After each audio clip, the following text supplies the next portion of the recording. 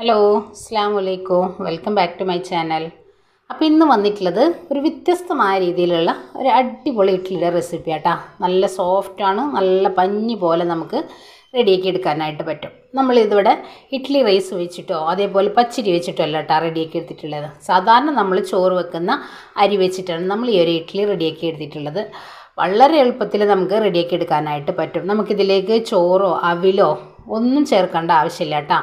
നമുക്കിതിലേക്ക് 2 ഇൻഗ്രീഡിയൻസ് വെച്ചിട്ടാണ് നമ്മൾ ഈ ഒരു ഇഡ്ഡലി റെഡിയാക്കി എടുത്തിട്ടുള്ളത്. അപ്പോൾ എങ്ങനെയാണ് ഈ ഒരു ഇഡ്ഡലി റെഡിയാക്കി എടുക്കണമെന്ന് കണ്ടു നോക്കാം.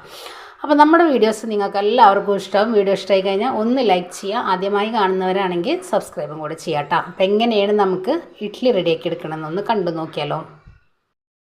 അപ്പോൾ ഇന്ന് ഞാൻ വന്നിട്ടുള്ളത് ഒരു വ്യത്യസ്തമായ രീതിയിലുള്ള ഒരു ബ്രേക്ക്ഫാസ്റ്റിൻ്റെ റെസിപ്പിയും കൊണ്ടാട്ടോ.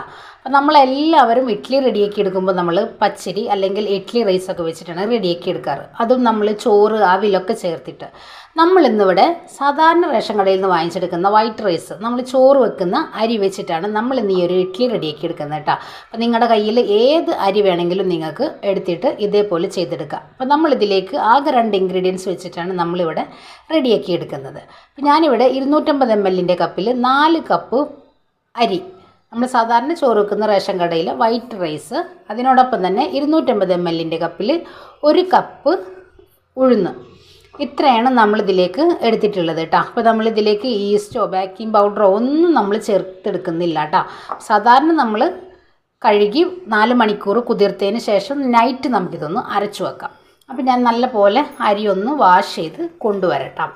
എന്നിട്ട് നമുക്കിതൊന്ന് കുതിർക്കാനായിട്ട് മാറ്റി വെക്കണം. നല്ല പോലെ ഞാനിതൊന്ന് കഴുകിയെടുക്കട്ടെ. അപ്പോൾ ഇതാ നമ്മൾ ചോറ് വെക്കുന്ന അരി ഇഡ്ഡലി റെഡിയാക്കി എടുക്കാൻ വേണ്ടിയിട്ട് ഞാനിതാ നല്ല പോലെ കുതിർത്തി എടുത്തിട്ടുണ്ട്. നമ്മൾ ഒരു 8 മണിക്കൂറോളം നമ്മളിതൊന്ന് കുതിർത്തി എടുത്തിട്ടുണ്ട് കേട്ടോ. ഇനി നമുക്കിതൊന്ന് മിക്സിയുടെ ജാറിലൊന്ന് അരച്ചെടുക്കാം. അത്യാവശ്യം ഞാൻ വെള്ളം വാർത്തെടുത്തിട്ടാണ് നമ്മളിത് വെച്ചിട്ടുള്ളത്. ഇനി നമുക്കിതിൽ നിന്ന് മാറ്റി മിക്സിയുടെ ജാറിലേക്ക് മാറ്റി ഒന്ന് അരച്ചെടുക്കാം. അപ്പോൾ ഇനി ഇത് മിക്സിയുടെ ജാറിലേക്ക് ഇട്ടിട്ട് നമുക്കൊന്ന് അരച്ചെടുക്കാം. ഞാനിവിടെ 2 ബാച്ചായിട്ട് നമുക്കിതൊന്ന് അരച്ചെടുക്കാം. അപ്പോൾ നമ്മളിതിലേക്ക് അവിലോ ചോറോ ഒന്നും ചേർക്കുന്നില്ല കേട്ടോ, അപ്പസോഡയും ചേർക്കുന്നില്ല.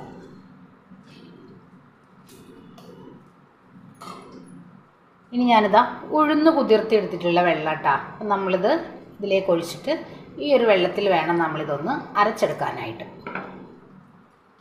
നല്ല പോലെ പുളിച്ചു പൊന്തും. നമ്മൾ ഉഴുന്ന് വെള്ളത്തിൽ നല്ല പോലെ കഴുകിയിട്ട് നല്ല വെള്ളത്തിൽ വേണം നമ്മളത്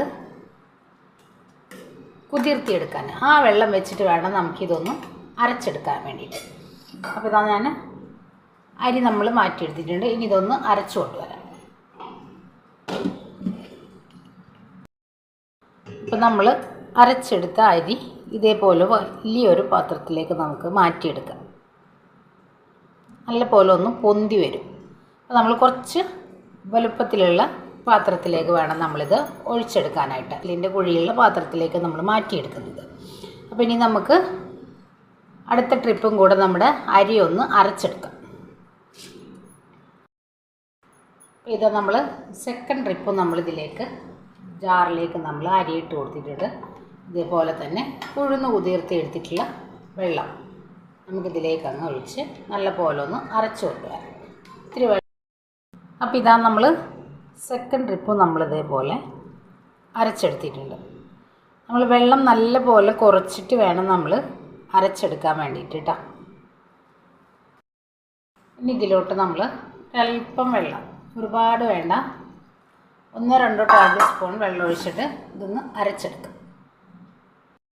നമ്മൾ ഉഴുന്ന് നല്ല പോലെ നമ്മൾ അടിച്ചെടുത്തിട്ടുണ്ട്. ഒരുപാട് വെള്ളം ചേർക്കാതെ വേണം നമ്മളിത് അടിച്ചെടുക്കാൻ വേണ്ടിയിട്ട് കേട്ടോ. നല്ല തിക്കായിട്ട് തന്നെ അടിച്ചെടുക്കാം. അപ്പോൾ ഇനി ഇത് കൈ വെച്ചൊന്ന് മിക്സ് ചെയ്ത് എടുക്കാം കേട്ടോ. ഞാനിതാ മിക്സിയുടെ ജാറിൻ്റെ ഉള്ളിൽ നിന്നൊക്കെ നല്ല പോലെ ഇങ്ങോട്ട് മാറ്റിയെടുത്തിട്ടുണ്ട്. ഇനി നമ്മളിത് നല്ല ടൈറ്റായിട്ടുള്ള ഒരു ബാറ്ററാണ് നമുക്ക് കിട്ടിയിട്ടുള്ളത്. കണ്ടില്ലേ, ചെറിയ തരികളോട് കൂടിയിട്ടാണ് നമ്മളിത് അടിച്ചെടുത്തിട്ടുള്ളത്. ഇപ്പം നമ്മളിതിൽ ചോറൊന്നും ചേർക്കാത്തത് കൊണ്ട് നല്ല പോലെ ഒന്ന് പുളിച്ചു പൊന്താനായിട്ടാണ് നമ്മളിത് ഇതേപോലെ കൈ വെച്ചിട്ടൊന്ന് മിക്സ് ചെയ്തെടുക്കുന്നത്. ഇതാ നമ്മുടെ ഇഡ്ഡലി മാവ് നല്ല പോലെ പുളിച്ചു പൊന്തി വന്നിട്ടുണ്ട്. ഇനി നമുക്കിതിലേക്ക് ഒരല്പം ഉപ്പ് ചേർത്ത് ഇഡ്ഡലി റെഡിയാക്കി എടുക്കാം. അപ്പോൾ നമ്മളിതിൻ്റെ കൂടെ നിന്നൊരു സാമ്പാറാണ് റെഡിയാക്കി എടുക്കുന്നത് കേട്ടോ.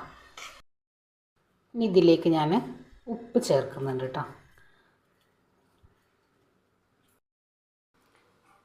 ഇനി ഞാനിതാ ഈ തട്ടിലേക്ക് ഒരല്പം എണ്ണ ഒന്ന് ഇതേപോലെ ഒന്ന് ബ്രഷ് ചെയ്ത് കൊടുക്കുക.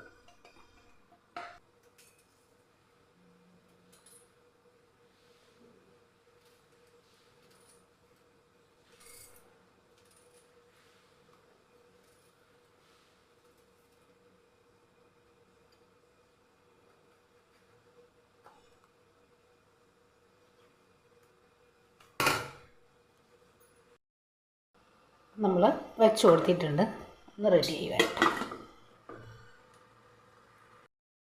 പിന്നെ ഇതാ സാമ്പാർ റെഡിയാക്കി എടുക്കാൻ വേണ്ടിയിട്ട് കുക്കറിലോട്ട് ഞാൻ പരിപ്പ് കഴുകി നല്ല പോലെ ഒന്ന് കുതിർത്തി എടുത്തിട്ട് കുക്കറിലേക്ക് മാറ്റി എടുത്തിട്ടുണ്ട്. ഞാൻ കുക്കറൊന്ന് അടച്ച് വെച്ച് 2 വിസിൽ പരിപ്പ് നല്ല പോലെ ഒന്ന് വെന്തെടുക്കും. അപ്പോൾ ഇതാ നമ്മുടെ ഇഡ്ഡലി ഇവിടെ റെഡി ആയിട്ടുണ്ട്. നമുക്കിത് എടുത്ത് മാറ്റാം. നല്ല പോലെ ഒന്ന് തണുത്ത് വരണം. അപ്പോൾ സാമ്പാർ റെഡിയാക്കി എടുക്കാൻ വേണ്ടിയിട്ട് ക്യാരറ്റ്, കിഴങ്ങ്, സവോള, തക്കാളി, പച്ചമുളക്, ചെറിയ കഷ്ണം കപ്പ് എടുത്തിട്ടുണ്ട്, 2 വെണ്ടയ്ക്ക, ഇത്രയാണ് നമ്മൾ സാമ്പാറിന് എടുത്തിട്ടുള്ളത്. പിന്നെ നമ്മൾ കുറച്ച് കൊച്ചുള്ളി എടുത്തിട്ടുണ്ട്. അപ്പോൾ നമ്മുടെ ഇഡ്ഡലി നല്ല പോലെ തണുത്ത് വന്നിട്ടുണ്ട്. ഞാൻ ഇതേപോലെ ഒരു സ്പൂൺ ഒന്ന് വെള്ളത്തിലൊന്ന് ഡിപ്പ് ചെയ്ത് ഇതേപോലെ എടുക്കും. കണ്ടില്ലേ, നല്ല സോഫ്റ്റായിട്ടുള്ള ഇഡ്ഡലിയാണ് നമുക്ക് കിട്ടിയിട്ടുള്ളത്. സാധാരണ നമ്മൾ പച്ചരി വെച്ചിട്ട് അല്ലെങ്കിൽ ഇഡ്ഡലി റൈസ് വെച്ചിട്ടൊക്കെ റെഡിയാക്കി എടുക്കുന്ന അതേപോലെ തന്നെ നമുക്ക് ഇഡ്ഡലി കിട്ടിയിട്ടുണ്ട്. കണ്ടല്ലോ. എല്ലാം ഞാനിതൊന്ന് മാറ്റിയെടുക്കാം. ഇതാ നമ്മുടെ പരിപ്പൊക്കെ നല്ല പോലെ വെന്ത് വന്നിട്ടുണ്ട്. ഇനി നമുക്കിതിലേക്ക് ഒരു നെല്ലിക്ക വലുപ്പത്തിലുള്ള പുളി ഞാനൊന്ന് പിഴിഞ്ഞെടുത്തിട്ടുണ്ട്.